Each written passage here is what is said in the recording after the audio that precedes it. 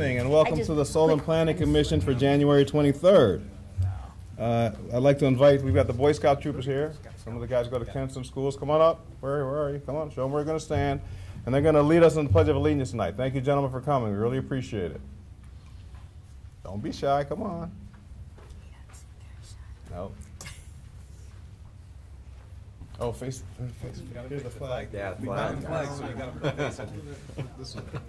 Fill in behind them, guys, over here. So it's going to get you on camera. Hopefully you can, like, maybe. Don't follow your leaders, just all your moms, and they could have been good at 3 moms watching instead of none. All right, whenever you're ready, gentlemen.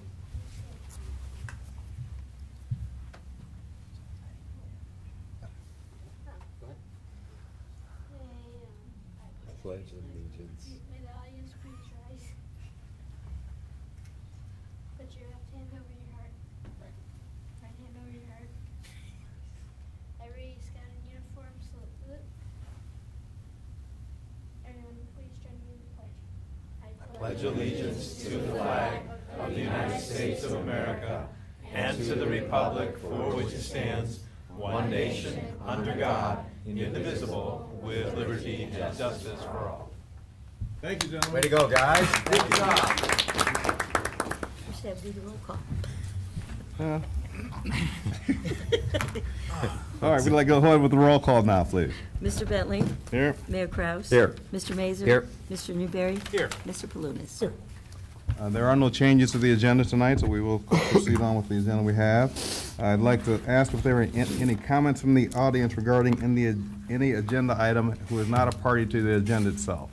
This is the opportunity where someone with the public might have a comment they want to have on an agenda item, but they're not a party. That now would be the opportunity for them to come up and say a few words. I don't see any takers, so we'll move right along. And we're going to talk about the minutes for January 9th. Move approval as presented. Second. We have a motion and a second, and we would like to have a vote, please. Mr. Bentley? Yes. Mayor Kraus? Yes. Mr. Mazur? Yes. Mr. Newberry? Yes. Mr. Palunas? Yes.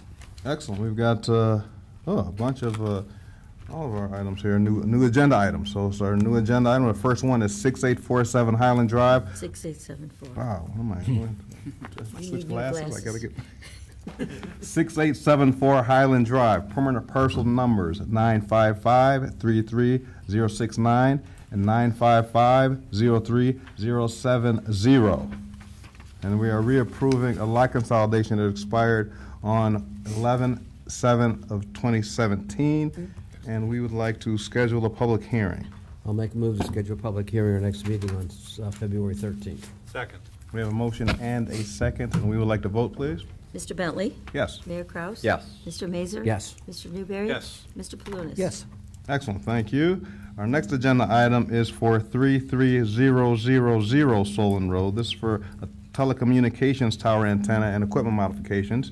As we're making, Mr. Gibbs is making his way up to the podium. I will open the public hearing. I'm going to open the public hearing for this item right now. Okay, Mr. Gibbs? Thank you. This is a application about a project I spoke at to the Safety and Public Properties Committee about. We're in short removing 8 standoff legs from the existing antenna at the police department that is attached to the police department building, and adding 4 antennas, 2 private company antennas and 1 that the city will own. Excellent. Mr. Gibbs, tell me, how high up are these antennas? Where are they? You're going to have antennas at, new ones at 240 feet, at 209 feet, 190 feet, and then 90 feet. And we're removing standoffs at 240, 210, 190, 170, 135, and 85 feet. And all of this has been reviewed by GPD, structural engineering, approved by that, and I have a interference study in process, and it's supposed to be ready by the February 5th council meeting. Okay, so they're pretty high up there, and so are you swapping out or just adding new ones, or is there a net gain or loss of the actual antennas themselves?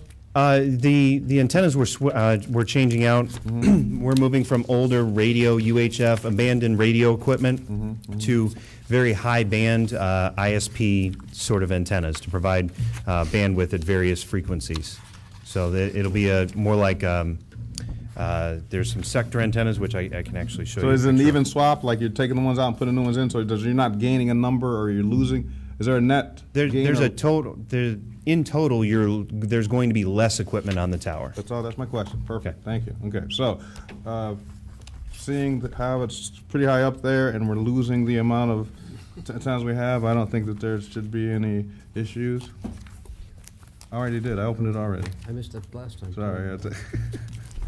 Any ask for public comment? So are there any did I thought I, You opened the hearing, but, yeah. Yeah. So want me to close it now, or should I? no, ask for Ask public. if there's any- Are there any comments from the public that are interested in coming up and addressing this item? I don't see any, so I guess right now I can close the public hearing. And, sir, please. Mr. Stolarski, the site lease agreement that's attached here, was this reviewed by the law department? I don't know whether Mr. Loby looked at it. I did look at it, and it looks fine. Yeah, I did. Okay, do we have to bid any of that out or go out for any type of proposal for the lease agreement on this? Maybe Mr. Gibbs can answer that. I don't. I had a preliminary discussion with Mr. Loby about this. He has looked at it, and we still have, this is all pending. There will be another legal review prior to the council meeting to dot some i's, cross some t's, things of that nature. But as far as bidding out the properties, we had a discussion about that, and informally, the result was this is an economic development tool that we're using. So that being said, and also it's a service we're paying for that we're trading in-kind services for with Agile, and it's below the bidding amount at $580-ish a month, so somewhere around the $6,500 mark. So all of that said, it was come to the conclusion that bidding it out was not necessary. Okay, and the 8% that we're going to get for the Revenue share? the revenue share, was that negotiated, or was that? That was what they brought to the contract as an option. Not an option. That's what they put in there. So I don't know what exactly you're looking for there. Well, a lot of times they're 10 or 15%. That's why I was asking. I see. So we do have a final review, and we're going to see if there's more money on the table there, if there's more than 8% available. But I don't know where that's going to end up at this point. Okay, well, the time to do it would be before we have this lease, so we should do I it, agree. yeah. Yes, yeah. Again, I wanted to make sure I knew where this body was going with this process so that we could do one final legal review and go back and forth, volley back and forth between the lawyers, and then bring the final package to council.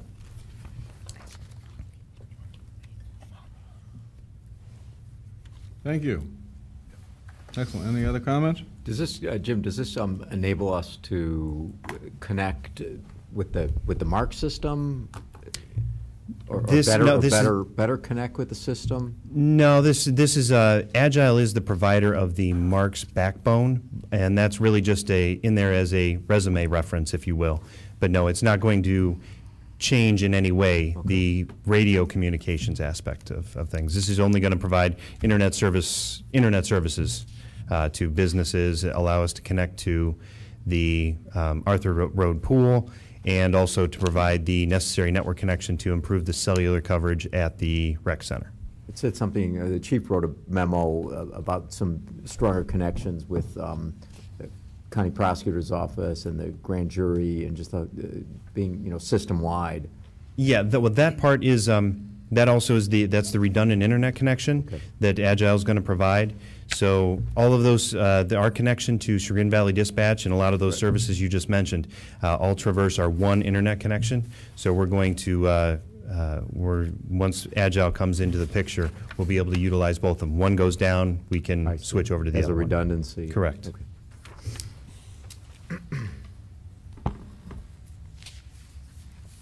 Mr. Chairman, I don't have any objection to the matter that's before us, so I'll move for approval for telecommunication telecommunication tower antenna and equipment modifications at 33,000 Solon Road.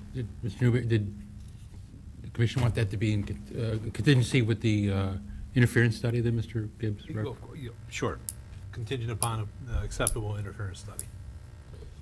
I'll second. We have a motion and a second, and we'd like to vote, please. Mr. Bentley? Yes? Mayor Kraus? Yes. Mr. Mazer? Yes. Mr. Newberry? Yes. Mr. Palunas? Yes. All right, Mr. Gibbs, thank you for coming. Congratulations, and with the contingency taken care of, I guess you can come to the city council meeting on February 5th and do it all over. Thank you. Thank you. Good night. Take care.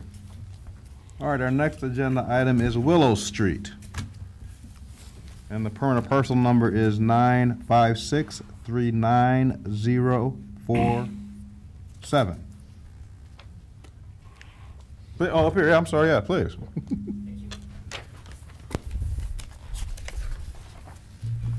Hi, dear Thanks for coming. Solon Planning Evening. Commission. My name is Michael Ju. I'm representing my wife, Lin Junjiang. So we are here to apply for the variance of paving Willow Street in order to build our single-family house on our land. Excellent, thank you. Why don't you show us, like, you have a map, some site plans, you've got some plans and stuff like that, so tell us where it is off of Yes. the main road and where the site is, and, Just yeah, see the yellow square, there's a yellow square there? Put that in the yellow square so you can see it, and then the TV cameras will pick it up and we can all see it. Perfect. So this is Willow Street. You can see it's already been gravelled with stones, and it's quite properly gravelled. And there, you can see on the right corner is 7500 Willow Street, built in 2011. It's our neighbor. And along this street, on the left side of this street is, down to the street is our land. Our land is over 1 acre, actually 1.38 acre. And we are planning to build our house on this land. And let me show you the site plan.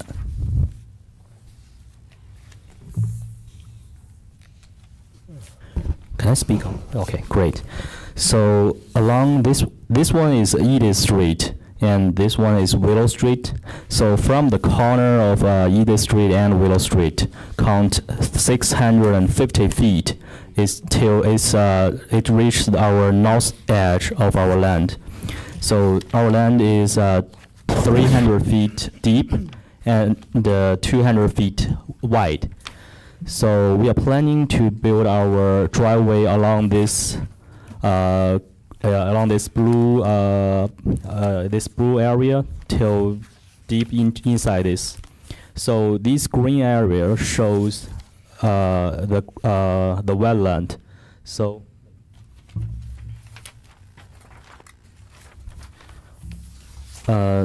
this small area, there are some wetland here. We got wetland delineated last November, and there's about 0.3 acre of wetland.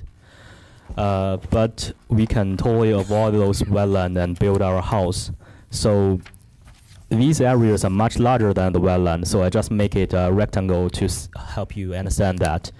So we're gonna build this driveway to along the northern edge, and then down to this place there's an area about 150 feet wide and 200 feet deep, 150 feet deep and 200 feet wide. So these areas are enough for us to build a small single-family house. Not small, actually. Yeah, big enough. But the problem is, the first problem is we need to pave the street according to the zoning code, section 1248.08. So this zoning code requires all Solon Street being paved and constructed to be 60 feet wide. So according to the GS system, this Willow Street is only 50 feet wide. So it's impossible to build to pave the street according to this zoning code. And it's impossible for my wife and I to buy extra 10 feet along the Willow Street, because those owners will not sell us the 10 feet wide street. That it requires a lot of wetland, a lot of land spilled and other work. So that's the first thing we need to state. And the other thing is, along this street, you can see it's properly paved. And along, if you see the map we already printed out for you, you can see this street has, we can actually drive on this street with no problem. And it's wide enough for SUV or even a pickup truck to turn around. And currently on this street, there are only 2 house owners. One down the street, Mr. David Lippert. His parcel number is 956-39032. It's 7,645 Willow Street. And the other house owner is 7,500 Willow Street. So all along this street is only 2 house owners, and I don't think it's gonna cause a lot of trouble to this street. And also, according to this zoning code, we need to build a lot of utilities like storm sewers, electricities, gas, and phone cables. But that these are all not necessary for our single-family house. My wife and I, we want to save energy, and we want to be green to the earth. So we're gonna use part of the solar energy as our part of our power source, and the rest we're gonna use electricity. And we called the electricity company, and they said there's no problem to get connected without building the street. So, and also for at the end of the street, Mr. David Lippert, he already got an electricity pole installed, so there's no problem for that. And storm sewer, I asked the neighbors on this street and also neighbors on the other street nearby. So they said there's no problem for the storm sewer. They don't need that actually. And for the other, like gas pipeline, also David Lipper, Mr. David Lipper, he does not have that, and he lived pretty well. And I don't think we need that, because it's gonna be a lot to construct a gas pipeline. At least like it's along this. At least we have to build like 650 feet long. The gas pipeline is it's gonna cost too much. Yeah, so we are applying for a variance. If our commission can grant us a variance like not touching this street at all, not paving this street at all, we will be really grateful. And if we cannot do that, maybe we just pave this street with asphalt layer, like 18 feet wide. That's how wide this street is graveled. That will be also fine, because we cannot cut the trees. You can see on this map, so this between my fingers is 18 feet wide, but the street is actually 50 feet wide. If we want to build a street like at least 50 feet wide, we need to cut a lot of trees along this street. And we need to fill all the ditches and get all the grasses removed. I don't know how much it's gonna cost for the environment, but at least I think it's gonna cost a lot for us, for my family. And the other thing is, if we pave the street just to our property, just from the corner of Edith Street and Willow Street to our property, that's gonna look really ugly for the rest of the street. And this, I don't think Mr. David Lippert, he will feel comfortable about that, because he's driving on this street maybe every day, and half of the street is paved and the other half of the street is not paved. At least I will not feel comfortable about that. But I cannot apply for a petition to ask the city to pave the street, because some owners on this street who own like 3 properties, 3 lands, yes, some lands here. He does not want to sign the petition, and I don't think we can gather over 60% of the petition. So it's impossible for us to apply for the petition. And the rest of us, the rest thing we can do is just leave the street there, or maybe just pave the street with asphalt for only 18 feet wide. Yes. Thank you. Okay, thank you. Thank Now you. we're going to pick it back up. We'll start with, yeah, do you want to start? If you don't mind, Mr. Kalinas, could I just want to put a couple things on the record? Sure. Go ahead. Thank you. Thank you very much. Sir, you took title to this property earlier this month, January 2nd? Yes. Yes. And prior to that, you mentioned some efforts you took in November. So you were investigating the buildability? Oh, yes. So previously, Dawes' brother, Michael and Thomas Dawes, so they own this land and they inherit from their parents. And I think they don't want to pay the tax anymore, and so they put it on list. Okay. And so you were looking at we bought this buying land and then ultimately building. Before we bought this land, they told us this land has already been properly paved, and also the utilities has been they are all installed. We don't need other They told things. you that? Yeah, it's on the actually our our contract, the contingent contract. Actually, that is one of the contingent term. So, yeah, but it's already we already pay in cash in full for this land. You had a contingency as to whether it's buildable and Yes, and also we did the research about that, and we find the wetland. There is wetland, but it's not big enough, too big. Okay, just fine. Did you have meetings with city officials prior Oh, to buying yes, the property? yes, And yes. did the city officials advise you that there was potential problems with regard to the lack of improvement of the street? You mean not approved before for the paving? Well, the fact that it's an unimproved street. Oh, yes. They told yes, you that? Yes, yes. Okay. And I talked with them, and also we talked with another council member. We think applying for the variance, this variance probably will be granted because you know. Okay. Somebody told you that the variance would probably be granted. No. It's possible. Okay. Yeah, we don't have a try because it's feels. Lon took a couple of my questions. Who was the council member you spoke to? Mr. McGill, Douglas McGill. Okay. He mentioned about the other street.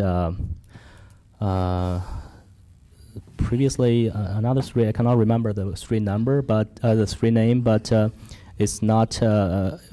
It's only paved with asphalt layer. But your contract with the seller of this property. Yes. When they sold you the parcel. It says specifically on that document that it is buildable and all utilities have been established to the property? Yes. And was they think about that. They think it is. They think it is. They think it is? Yeah. They mentioned that on the contract. Okay, did you buy it through a realtor? Yes.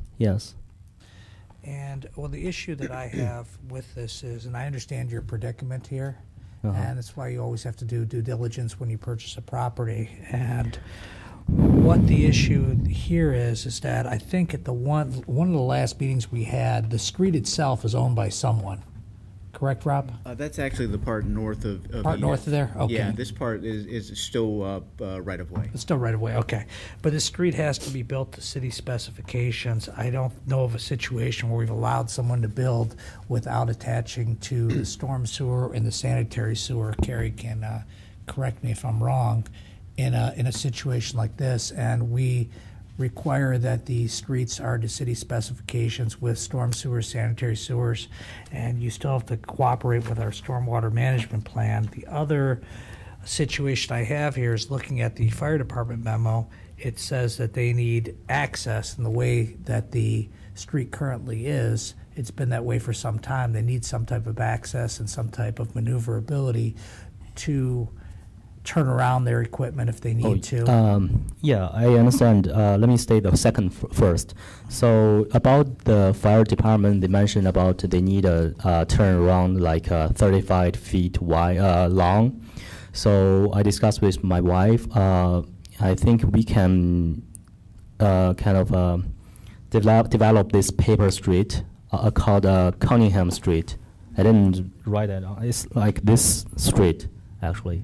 So we can hire a tree removal company to remove the tree for like 35 feet long along the street. Do you own that property? Pardon? Do you own that property? It's owned by the city, right? Okay. Yeah, owned by the city. So if the city allowed us to do that, we can do a turnaround here. We can make a one. Yeah. And the first one, the storm sewer, I asked the two neighbors here and here, and also the neighbors along, some neighbors nearby. They said they don't need that because they've been here for like generations after generations. I don't think they need that. So I'm wondering if this variance can be granted. Okay. In regards to the sanitary sewer, there is sanitary sewer along this along Willow Street to service these homes. There is a lateral, and it's located near the area of the wetlands. You know, he would have to tie in at a different place because the lateral would be under the wetlands. As far as the storm sewer, there are homes that are not connected into the storm sewer that splash their stormwater onto the land. However, stormwater management would be required for the development of this area.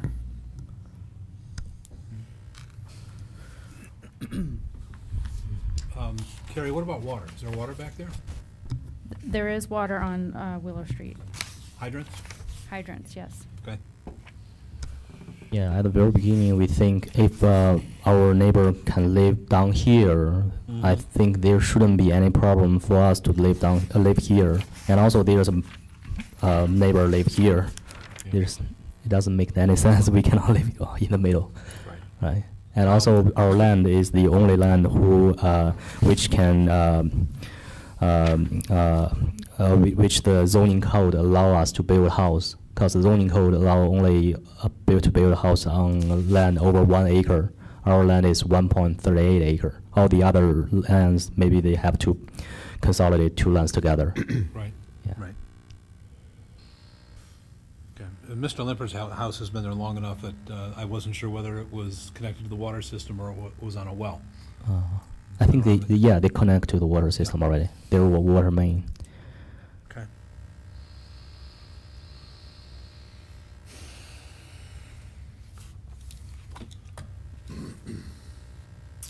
Okay. Yes, Mr. Chairman, I am not in favor of granting a variance in this instance, as I have not been in favor of granting variances on the other semi or non-improved streets that we have in the city.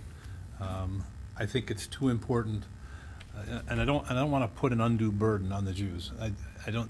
That's not the point of this. I think that it's important that if the city is going to develop in an orderly manner, and that if we're going to provide services to everyone who wishes to move into the city of Solon, that we need to do everything we can to make sure that access is granted to your house, Limpert's house, and every other lot that's down there in the same manner that it gets to my house. Sir? Now, I wouldn't mind necessarily granting a variance to allow the street to be improved to 50 feet rather than 60 feet. That one is a lot easier for me to swallow than not putting any street improvements in so you can build your house down here. It's just the way I feel.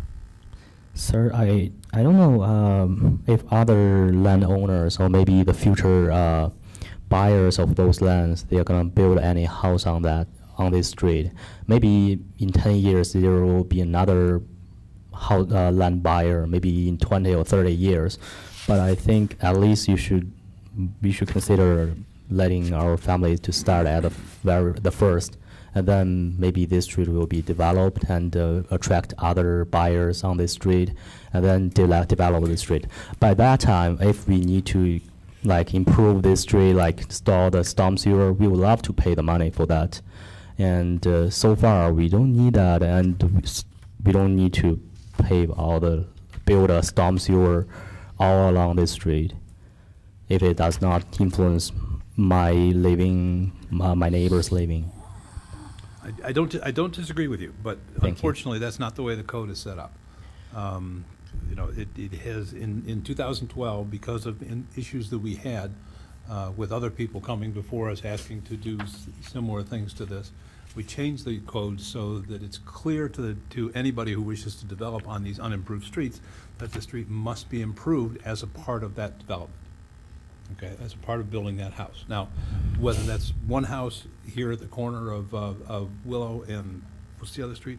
I can never remember. Edith? No. Anyways, doesn't matter. Iago. No, it's you know, in your lot, or you know, if it's a house on Russell Drive or a lot on Russell Drive that wants to be improved, the policy of the city has been that if that is the case, then the street must be improved to the house. And by improved, the code says to the full width with all the amenities that are typically required: water, gas, not gas, water, sewer. Actually, gas is included. Not in the ordinance. Not in this section? No, the ordinance says water, sewer. Electric.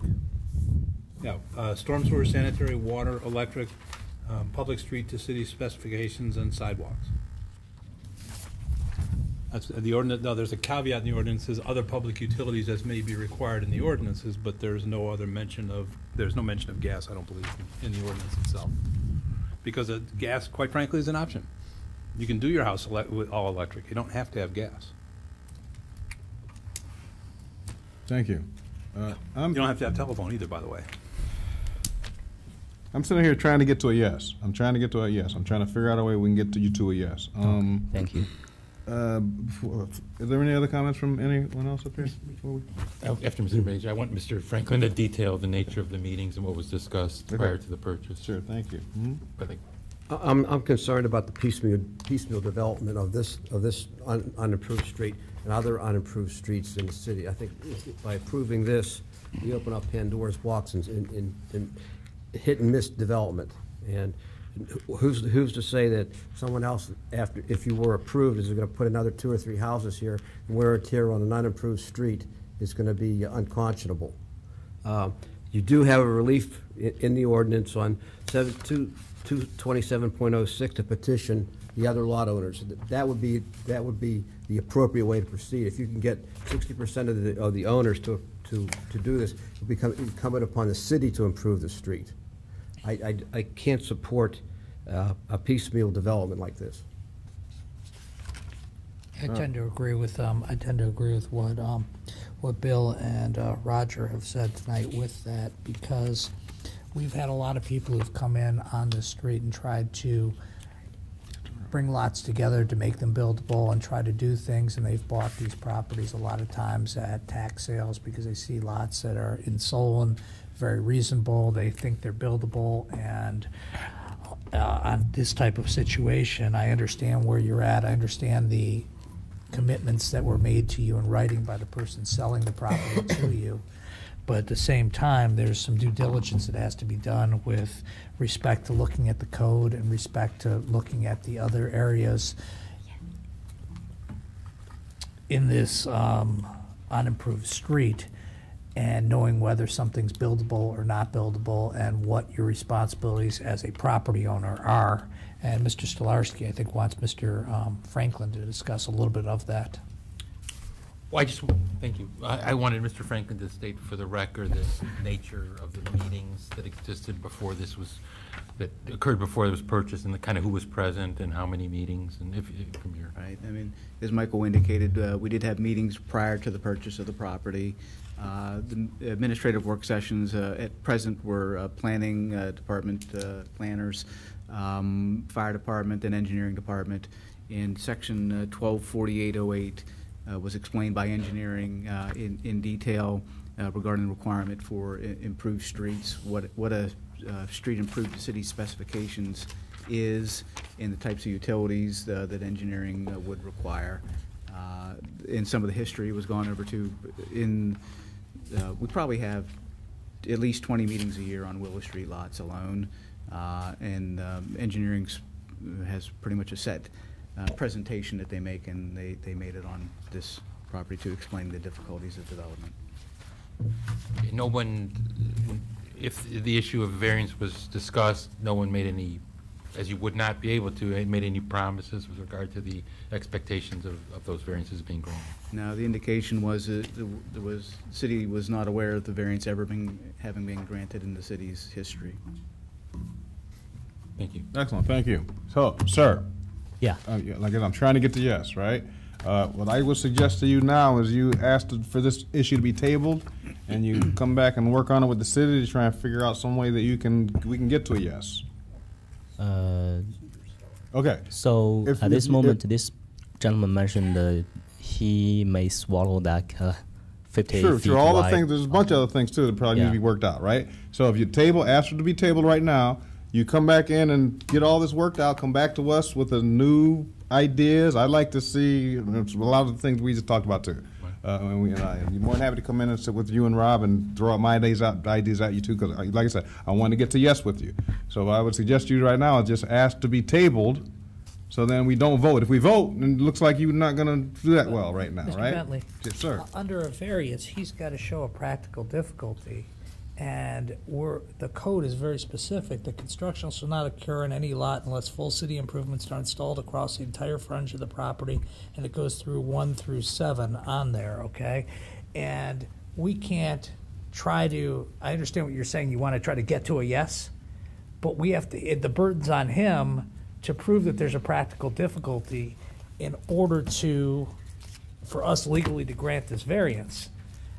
That's where we're at now, and that's what the problem is, and that's why he should have done the due diligence before he purchased the property, and that's why so many they have 20 meetings a year, because people find these properties. These properties are very reasonable. You say, okay, I found a property. There's a property on Som Center in my ward. It sells probably every 2 to 3 years. It's a 2-acre property. It's only about 60 feet wide, and there's a city drainage ditch down the middle of it. And it sells constantly because people buy it. They say, oh, there's a property at tax sale in Solon for a couple $1,000, $8,000. I'll buy it. And they find out it's not buildable.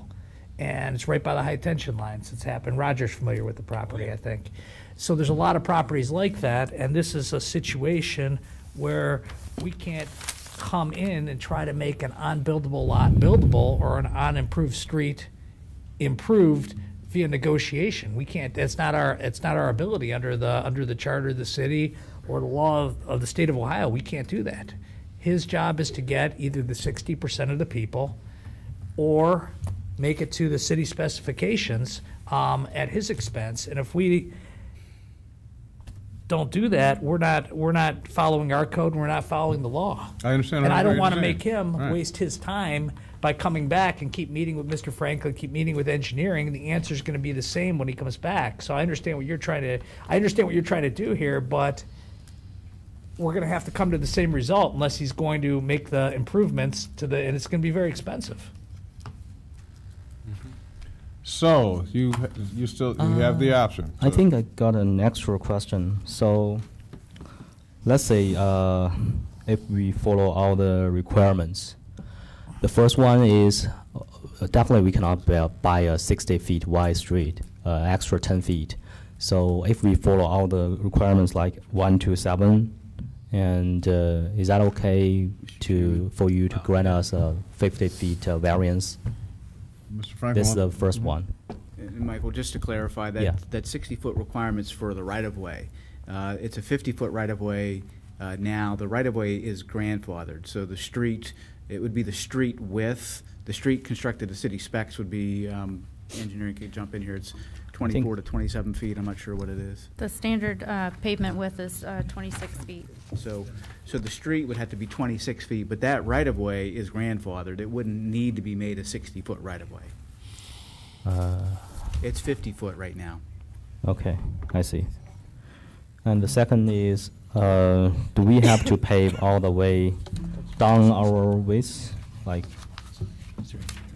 here, do we have to pave down to the southern edge of our street, of our land? Or we can stop here, like maybe in the middle? It's an engineering ordinance, but the ordinance requires pavement across the entire frontage of the lot. The property owner to the north on Willow Street did get a variance to pave and run utilities down to the driveway. I see. It's my first time buying land or maybe build a house. I'm just curious, why a house cannot be built there? Why you made the code like that? At the very beginning, in 2012, when I graduated from college. Because we had several applicants come, not on Willow Street. I think there was one, maybe two on Willow Street since I've been on the commission since 2000. But there were several on Russell Drive, which is in similar condition. People have come and says we want to build a house, or we want to buy this lot and build a house, and we've told them the same thing, that used to say that the lot had to front on an improved street. That's the way it was put. So in 2012, what we did was define improved. Okay. So to me, it's like you don't want people live there. No, we'd be happy to have people buy those lots and live there, but somebody's got to go the freight of building the street to the city specifications. Oh yeah, I understand. But I just stated in my cover letter and my saying is people can live there and people can build, use electricity, use water, and you mentioned that we don't need to use gas. And I proved from the words of other neighbors that we don't need the storm sewer, and we can connect to the sanitary sewer. There's no other blocks for me to build a house and live there. The only block is the code, zoning code. Correct. Yeah, made in 2012, right? Correct. It's well, to me, it's like it was people there just the code was there before, but it was revised in 2012 to make it clear what we meant by improved street. Still, why you improve the codes like that to stop people building houses on the land like that? Mr. Limpert is a perfect example. What? I don't know him much. He built a house. He basically built himself a 1,200-foot long driveway, parked his house down at the south end of it, and told the city they could go pound salt. That's an improved. It was an improved street for him. Told the city what? I'm sorry. That he was basically ignoring the rest of the requirements. He improved the street by putting a gravel driveway down to his house, built his house. He gravelled the street. I believe he did. I don't know of anybody else who would have. There's nobody else that has developed property down there. Wow. I don't think the city. To me, I should thank him. Actually, I can drive there because. Well, here's another. The gravel was not put in by the city of Solon. The gravel was put in by a private landholder. I'm assuming that landholder would be Mr. Lampert, because he's the only one that would benefit from it. So now let's say we let you build your house halfway down the street, and because of the construction traffic, or because the school bus goes down there, or because, God forbid, the fire department should have to go down there 7 or 8 times, the street deteriorates. The gravel becomes to the point where you can't drive through it. Who fixes it? I can fix that. I'm going to guess that you would be forced to fix it by Mr. Lampert, who would probably sue you. I need to ask him about that, but if I make agreement with him, do you think? The point is that that's not something the city wants to get involved in. We don't need to get into disputes between private landowners, especially on rights of way that we own and control, or that are owned and controlled by the public, us. So it's like maybe from my point of view, I'm not advocating in U.S. Sorry for that, but it's like someone in the past 2012, someone want to get rid of this kind of trouble and just revise the code, and then the land will not be buildable, and people just have to pay tax for the land without doing anything. The land is still buildable under the conditions that are present in the code, which are not necessary. I disagree with you. Yeah, it's more than, if I may, it's more than the aesthetic. I think the commission has pointed to engineering reasons why an improved street is better, is preferable or necessary to an unimproved street. I think the fire department in their memo raised concerns in terms of being able to access. Yeah, I thought this meeting. And I'll say one Yeah. more thing on this topic. The cost associated with an item is not a reason for practical difficulty necessitating a variance. So the fact that it may be costly for your one property is not a practical difficulty. Yeah, I thought applying for the variance is to avoid the costs that which are not necessary. You're asking the commission to vary from the code requirements, and the commission's reviewing it at this time. But in order to get the variance from the code requirements that Mr. Slarski is referring to, you have to come up with something called a practical difficulty. And what he's referencing is a practical difficulty is not something of an economic makeup, meaning that it's too expensive for you to obtain the 10-foot all along the road, or it's too expensive to maintain and put in a road built to city specifications. That's not a practical difficulty. Okay, so that means I need to strictly follow the zoning code, the requirements, and the sorry for the time. Yeah, the map like this about that, and then to prove the practical about that. Is that what you are saying? Well, you would have to. There's certain specifications that that the Ohio Supreme Court has stated that necessitates granting a variance based on a practical difficulty. A practical difficulty. Correct. Basically, you have to show that the code is prejudiced against you for a particular reason that is unique to your property, or the property that you are acquiring. And as I pointed out, there are other instances in the city already where we have similar difficulties, but they're not. So it's not the code is not prejudiced against you. It is generalized for across the city. Now, that said, there is a way this can be done, and it doesn't have to fall on you. But like we said, you have to get permission or get approval from 60% of the landowners in order for to petition the city to do it. The other thing that has happened in a lot of these cases, and this subdivision is a classic example, is somebody came in and says, I'm going to build houses there's 15 lots that are buildable on Willow Street from east to south. Somebody comes in and says, I'm going to build houses on 12 of those 15 lots because a couple of them are too wet to build on. Then that person comes in and builds the street to the city specification and then sells the lots. That's the way most subdivisions are built. As I see your options, and there's only one, is to get 60% of the owners along that street to petition the city. Oh, Mr. David Lippert, he also reject that. Pardon me? Mr. David Lippert, he also reject that. Sure. He does not want to raise his tax. Yeah. He just want to retire there peacefully. I'm reading the conversation up here, and I'm sorry. Right now, it's dubious you're going to get approval from this commission. Even if you go back and renegotiate or try to renegotiate with the city, I don't see that happening. The only option I see that's viable for you is to try to get 60% of the people along that street to agree. And I understand what the obstacle is. I'm just telling you that's the only way I think this is going to happen for you. Oh, yeah. You have any opinion, sir? I thought I stated earlier, yes, I think that I would suggest that you table right now and work this out and figure out if it's viable. If you look through everything and there's nothing you can do about it, you can just withdraw your petitions. And then you never have to come back again. But if you think you can get 60% or work something out, then it'll still be here for us when you come back. If he was able to get that, it wouldn't be a variance. It'd be a variance anyway. Right. But there's probably others, but that's what I was trying to say, is if he gets the 60%, there's no reason to come back, and it's just really, I'm trying to be considerate of the applicant and considerate of Mr. Franklin's time too. It's just a meeting to have a meeting, because no result can get out of it that's going to establish a practical difficulty or meet any type of legal standard for building on this property in variance of the code.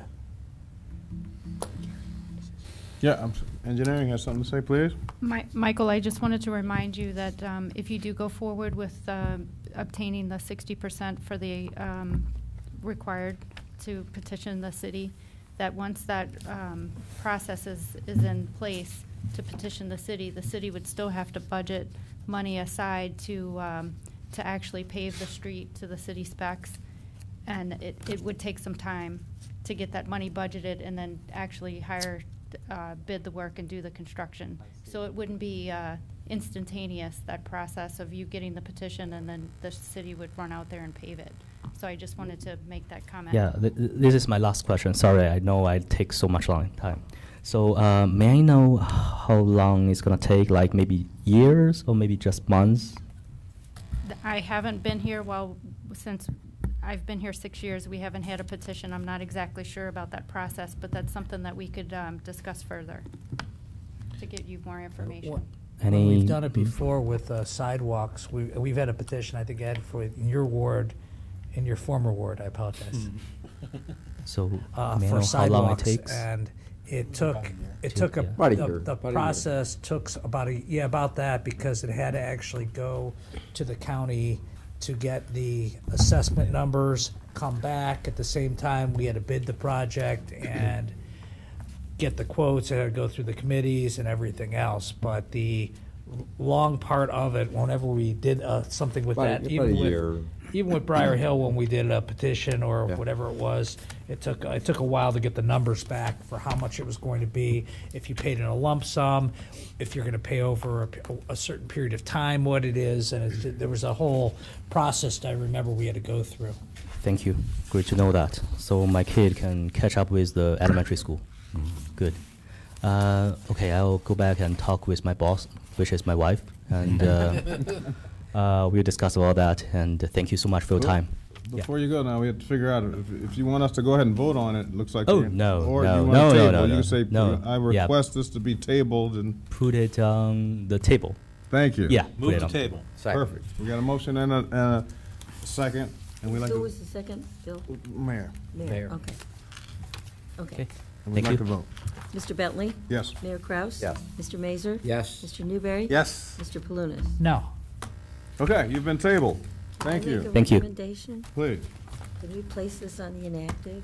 One, Because if we're going to table it, I think we'll know by the next meeting. okay, okay. Thank you. Good suggestion. All right. Thank you. Thank you. All right. Our next agenda item Need a variance. is for 30500 Bainbridge Road. This is Stouffer's and Nestle's. This is a lot consolidation. I'm going to read these lot consolidations, get them on the record, please, for permanent parcel number 951300007, 008, 009, 010, 011, 012, 013, and 014, and also permanent parcels number 951300007, 007, yes, and 9513014. And at this time, I'd like to open the public hearing as well.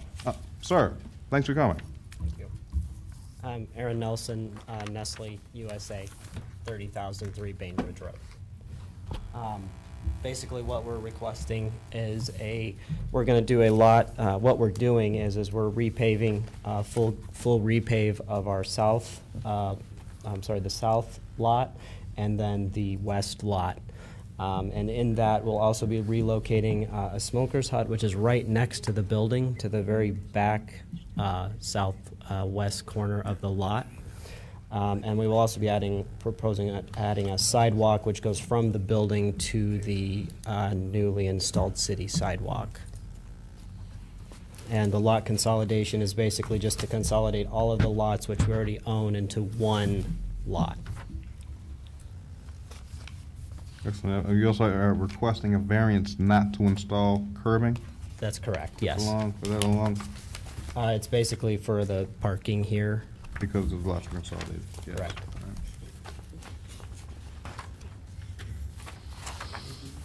You opened the public hearing. You did good.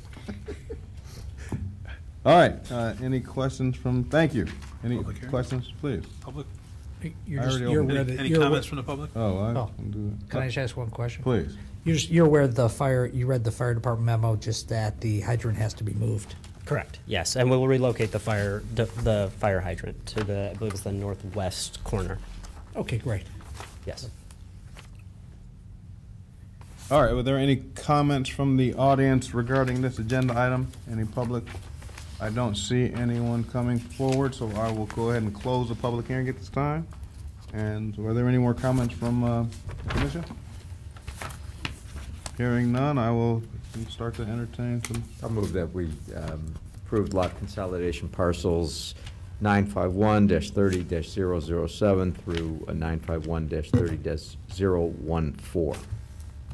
I'll second. We have a motion and a second, and we'd like to have a vote, please. Mr. Bentley? Yes. Mayor Kraus? Yes. Mr. Mazur? Yes. Mr. Newberry? Yes. Mr. Palunas? Yes. I'll make a motion to approve variance not to install curbing. Second.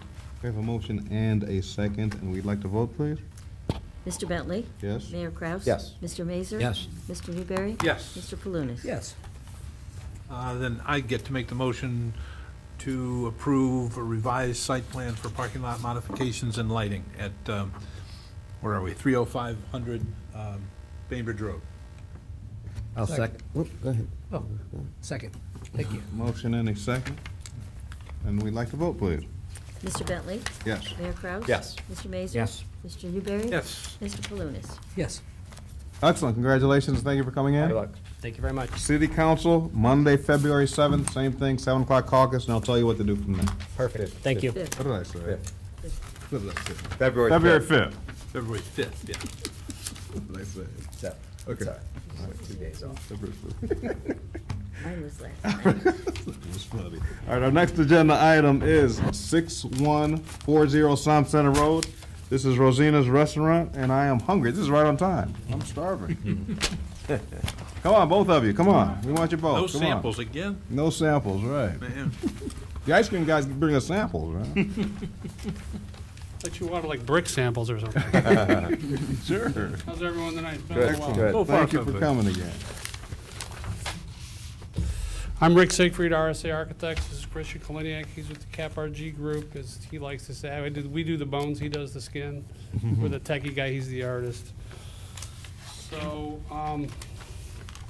you're familiar with the building and the project thing, so I'll go as fast or as slow as you want me to, but I usually prefer fast. We'll take it. Bill's saying, yeah, sure. So we've got the existing building here, and there's currently just a drive that cuts through across the front of the building, and there's no parking associated with this, and it's our intent to transform that driveway into a patio with a couple of bocce courts. This area here is currently stones. It's a permeable area. We're going to keep it that way. The sidewalk's existing. Our drawing that we submitted to you fails to acknowledge there's some existing pavement on the Panini's piece. It's not our intention to remove or do anything on the property that's not ours. So the fact that that doesn't show anything doesn't mean we're doing anything. It's just not on the drawing. And I apologize for the confusion. So I don't know if you've had a chance to look at the renderings that we did. I guess I'm going too fast to say so. For the floor plan.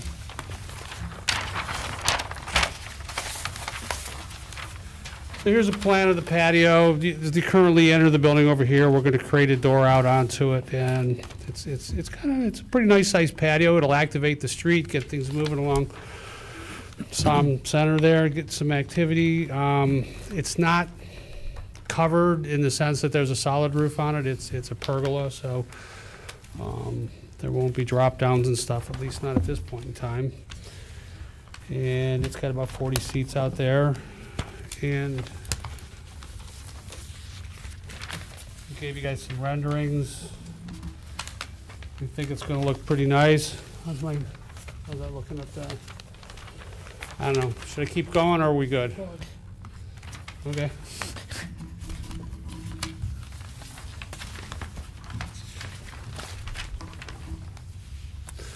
Won't be excessive lighting, a bunch of string lights and some lighting underneath the pergola, but we're not going to go crazy lighting this thing up at night or anything like that.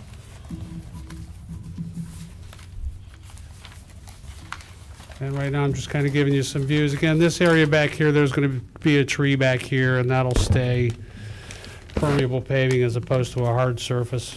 The bocce courts aren't regulation, but they'll still be fine.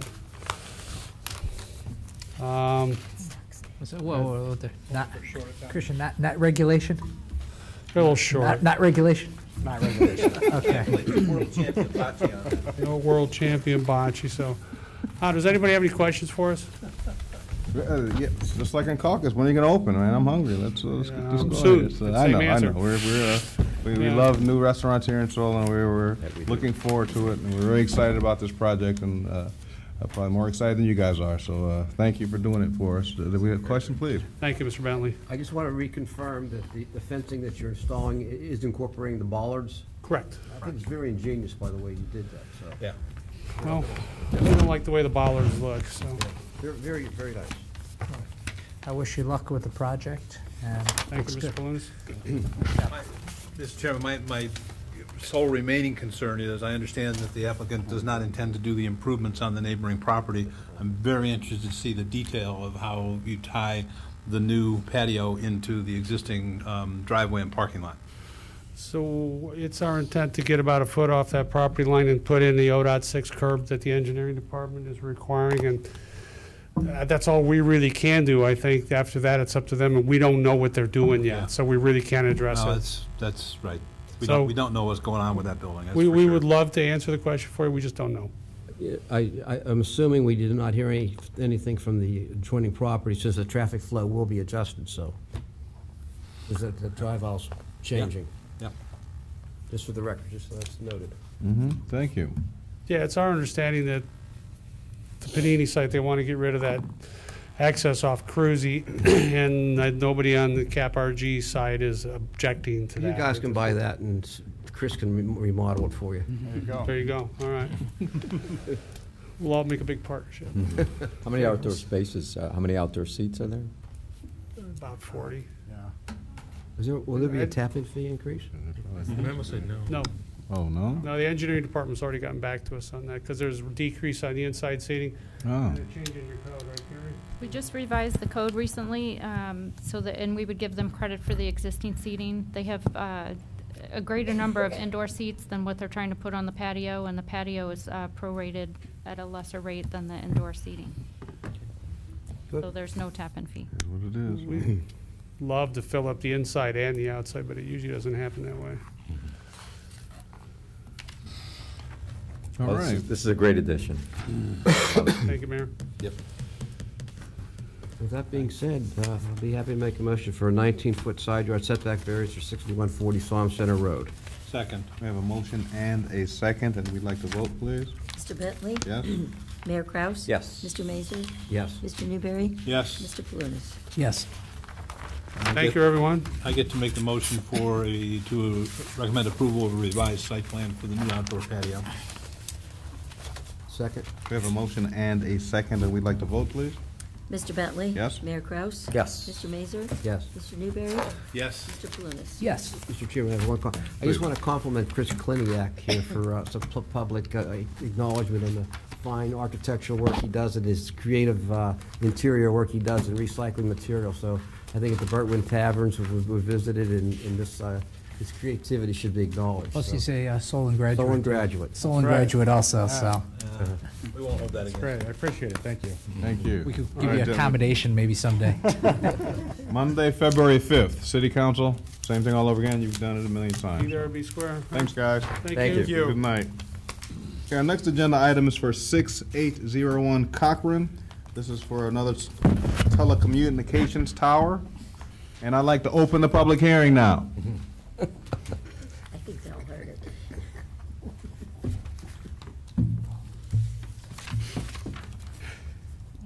My name is Amanda Rock, and I work with Crown Castle, and we filed an application on behalf of AT&T to replace three antennas, 6 radio heads, as well as install 3 antennas and 6 radio heads at 6801 Cochran Road, and this is at the 150 feet elevation. 150 feet, it sounded like there was going to be a net of 4 or 5, it sounded like in there, if I did the math real quick in my head listening to you. Is it gonna be a net gain of 4 or 5 or 6 in there or something like that? Yeah, there will be a gain of 3 antennas and then the 6 radio heads. Gotcha, okay. And then you said at 150-foot level, right? Yes. Okay, great. Sizes and changes are all about the same size? They're all is it? about the same Okay, size. perfect, okay, great. At this time, I'd like to ask if anyone wants to come up and say anything regarding this agenda item from the public. Not seeing any takers, I will go ahead and close the public hearing. And I will bring it back up here to the dais for any comments from our commission members.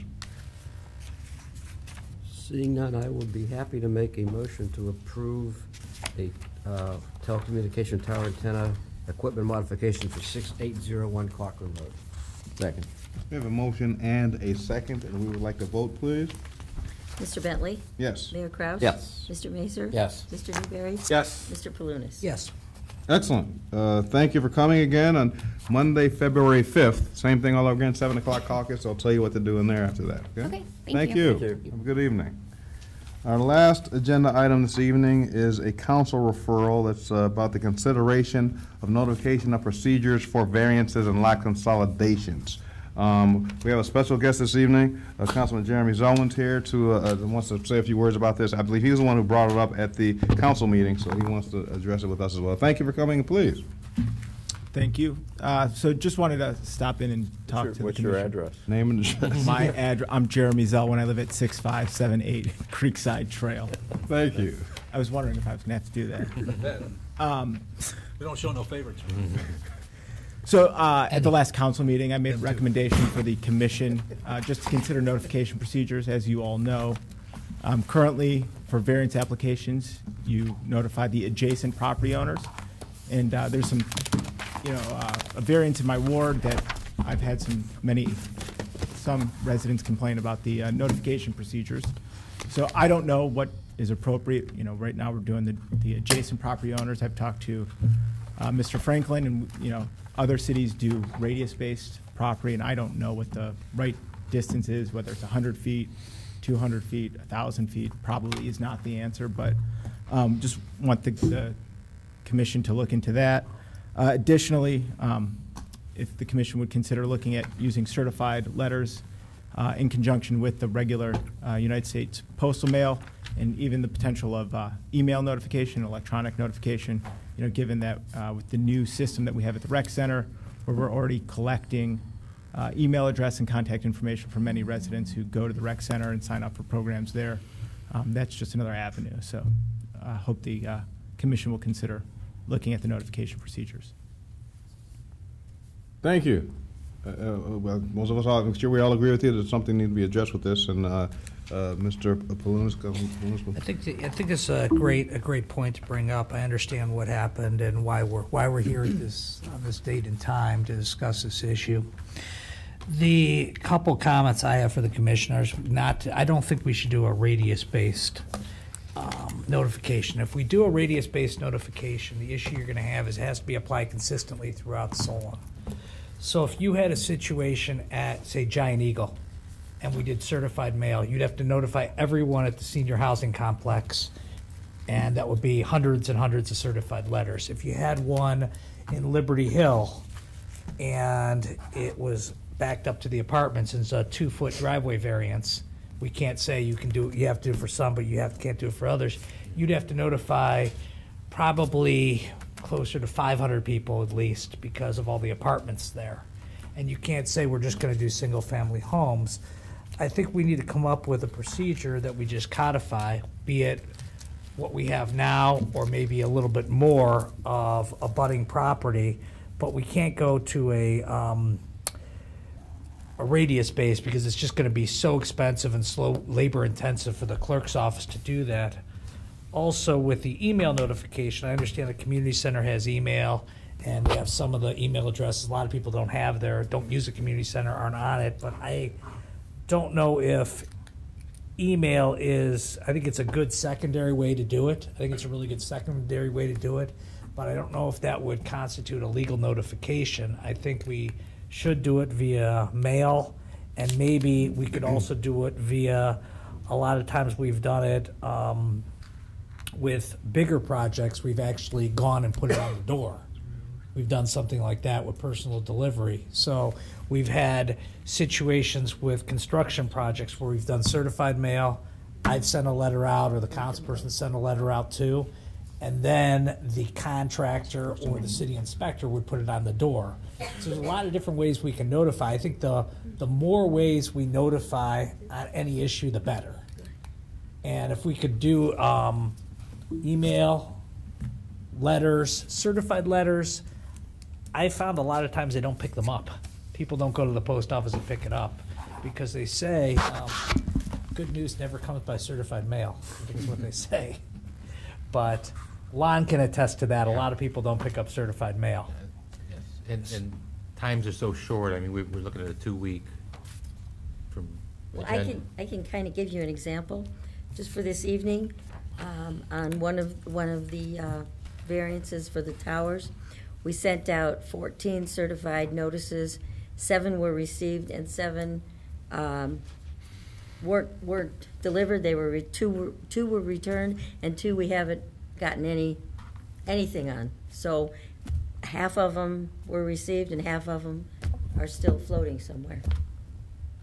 But I think the whole thing is just to come up with a uniform system of notification. And then I think if it's a bigger project, maybe the burden should be on the council person or the representative to notify more people if the council person deems that that's appropriate. Maybe what we could say is come up with a couple different options for the next meeting and then say, just informally, if this is a legal requirement for notification, but if you know that there's a situation coming up in your ward, I know in my ward, anyone else knows in their ward, it will be up to us to inform more people if we deem that necessary. Yeah, absolutely. And I know that my instance in my ward isn't the only instance that comes up across the course of the year where people complain about notification. I guess my request, not knowing what the right answer is, and I agree with you, that the commission research. I think we had an issue with the church on the Lutheran church on Som Center. We had an issue with that. Residents were notified, but I went ahead and notified other residents too, so we could get a representative sample to make sure that no one, even across the street, had a complaint about it. And then I took, Carol notified some, and then I notified some too. And then that way, the burden was the clerk's office did their job, and then I went above it and notified other people. Not all council people are as responsible as you, Bob. I appreciate that. I appreciate that. All right. You just made fun. I resemble that comment. I'll stop talking on a compliment. Well, thank you, Councilman. Please. Get everybody. Okay. In listening to the Safety and Public Properties meeting, watched it on the internet, I was concerned that the homeowners association people were not being properly identified to the city. I think that's a loophole we have to try to figure out a way to make sure that we are communicating to the homeowners association we have the correct addresses.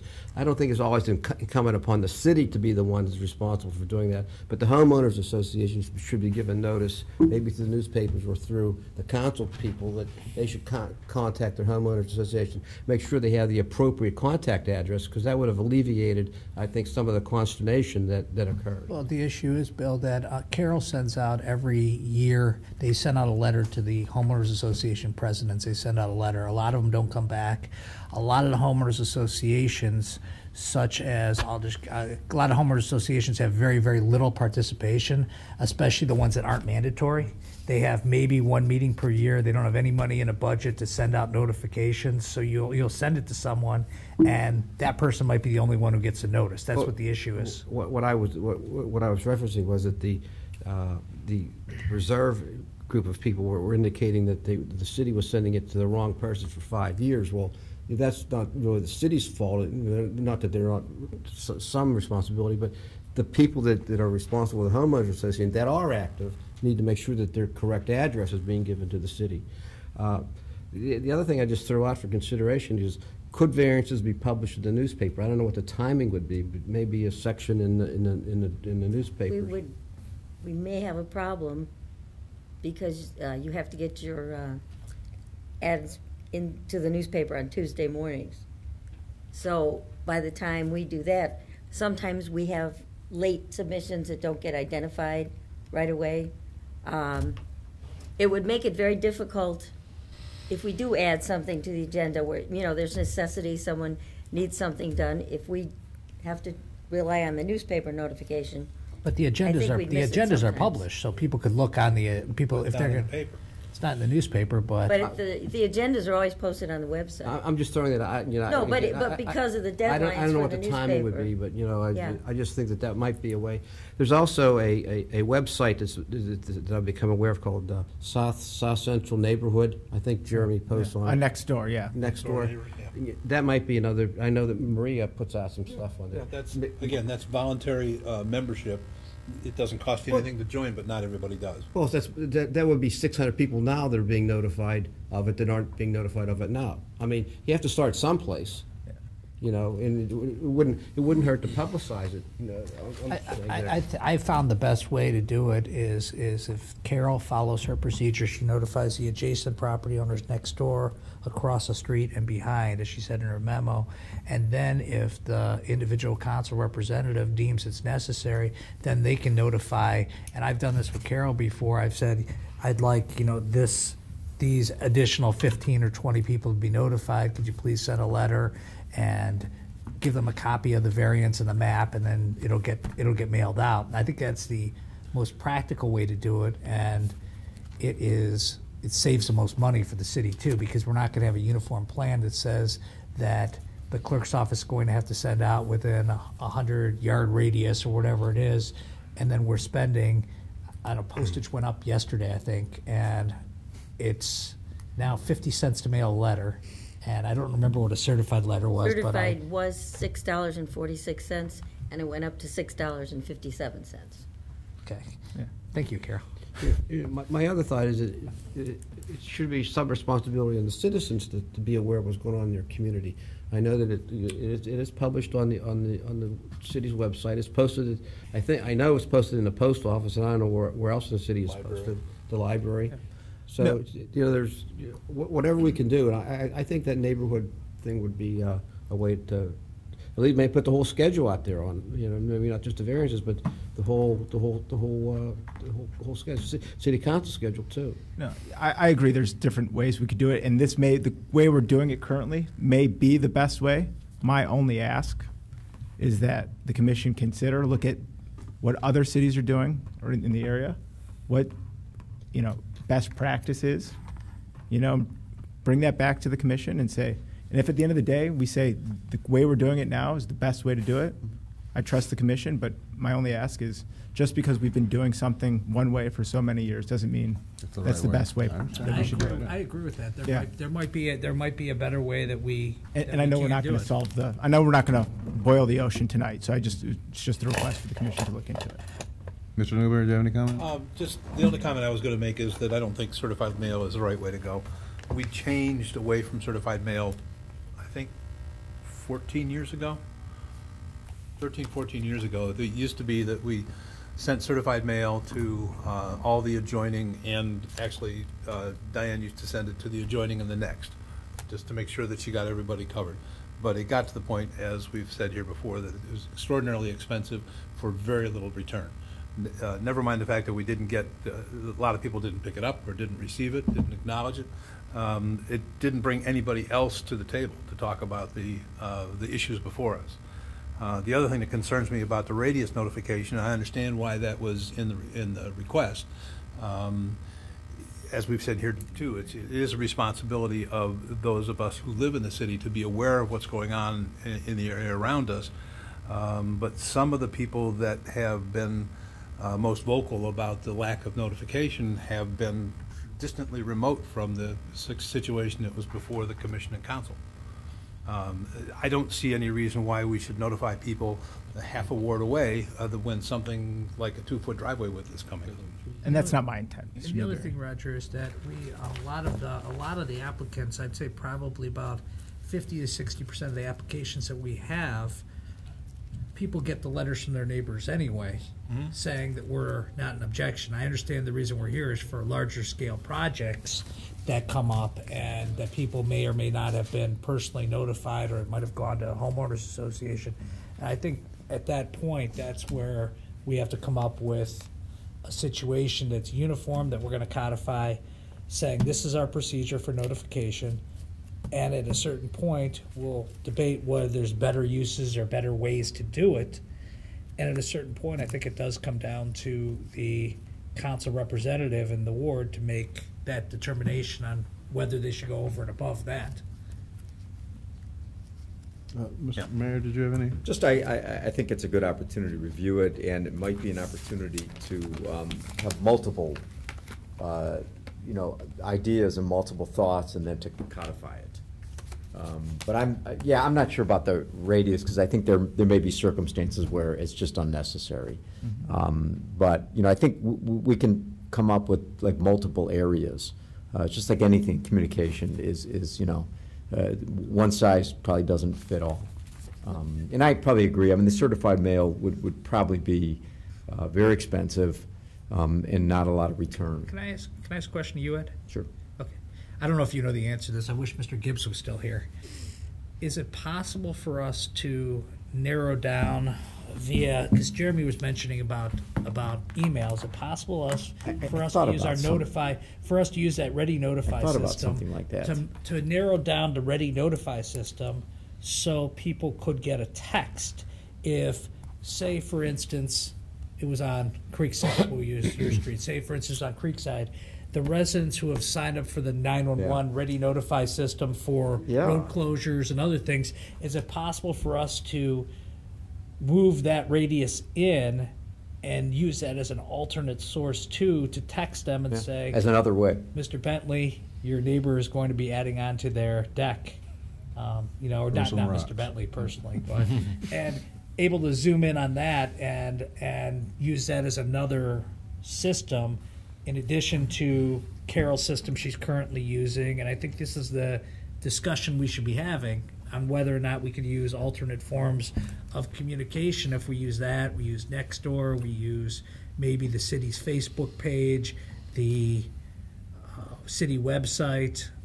These things don't cost money when we do that, and you'd have to talk to the IT department to see if that's possible. I think that's a great point. Yep. Excellent. I pretty much concur with everything that. I'm sorry. No, go ahead and finish, because I was just going to wrap it up. Okay. Well, that's what I was going to do. Okay, go ahead. you can wrap before I wrap. You to wrap it. I concur with everything that everyone said. I think that we need to vet this system out and figure out what's going to make sense for everyone involved, and not only on the administrative side, but for us residents to figure out how we what makes more sense. So I think we should go ahead and move forward with this process. It's going to take several meetings. Yeah, it's not going to be solved at the next meeting, and we're going to have to vet it out. I'd like to ask if we input, guys, call in and talk to the people that are running it to figure it out. So can we get an answer on the Mr. Kraus? Can we get an answer on that for the next meeting, and then maybe we can, without sending a formal memo, you can talk to Mr. Gibbs and also the police and fire chief to see what they've used in the past and see if that could be narrowed down to a certain street, certain area to use for this type of notification.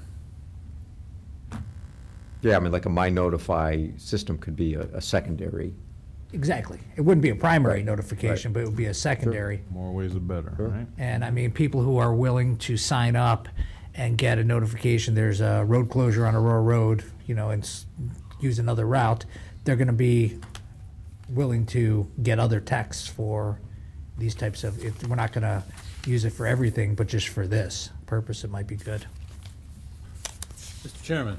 Please. I move that the matter of the notification procedures for variances and lot considerations be referred to the planning director, the law director, and the mayor's office for report back to the commission at their early convenience. Second. Or next meeting? No. Early convenience. I don't want to force anybody's hand. I was not being serious. Okay, we've got a motion and a second, so I guess we need to vote on that one too. Mr. Bentley? Yes. Mayor Kraus? Yes. Mr. Mazur? Yes. Mr. Newberry? Yes. Mr. Palunas? Yes. Excellent. Thank you, Councilman Zolin, for coming in and helping us bring this issue to the light. Thank you very much. Appreciate it. Okay, at this time, I would like to ask for any minors. We do have one minor. Excellent.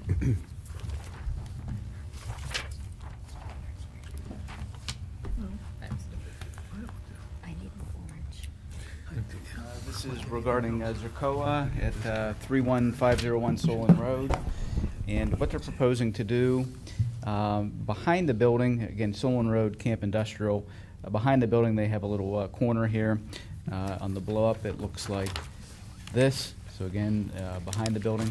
On a temporary basis, because of the weather we have here in Northeast Ohio, they do have some new equipment coming in. They want to put a tent or a car cover basically back in this area on a temporary basis for 3 to 4 months.